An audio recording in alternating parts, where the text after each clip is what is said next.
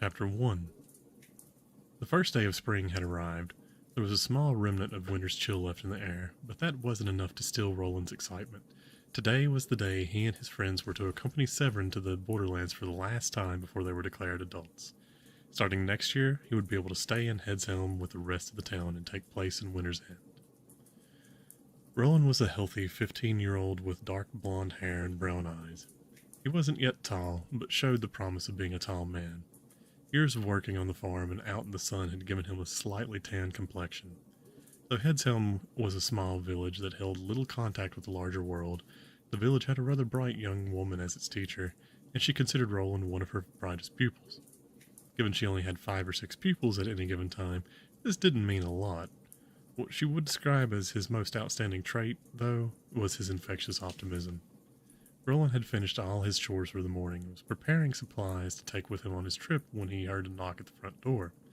He pulled the door open and was confronted by a young man that was slightly taller and broader in build than he was himself. "I still don't understand why I have to come this year," the young man said as he confidently strolled through the door.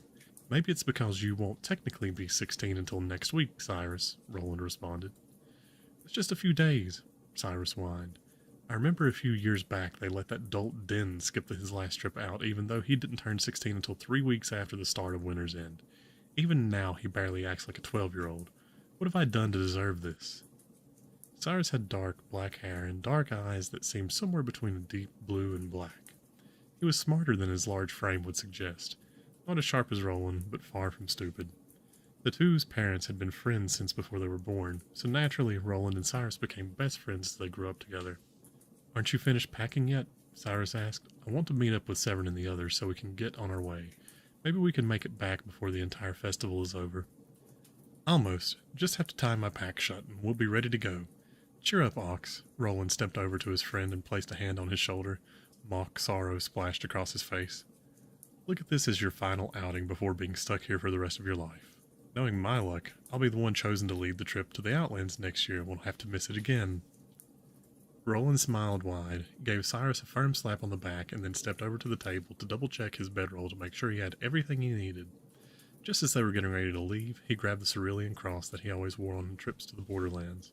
The cross was a gift from his grandfather for his 7th birthday, the first year children are expected to make the trip, and had since become his good luck charm. He didn't know where his grandfather had gotten the cross. All he ever said was that he bought it from a merchant during one of his journeys.